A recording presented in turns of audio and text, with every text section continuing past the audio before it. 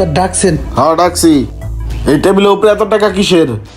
উস্তাদ আপনার না টাকা হারাইছিল, সেই টাকাগুলোই তো এটি। আমার টাকা 250 টাকা তো আমি পাইছি রে ভাই, আমার তো 1500 টাকা হারাইছে, এত টাকা কিসের? ওস্তাদ বিষয়টা হয়েছে কি, আমরা তো অনেক ভয় পাইছি, আপনি কইছেন না গাড়াই বাই করে দিবেন, হের লেগে আমরা সবাই মিললা ওই আইসুস তোরা সবাই হুন তলে।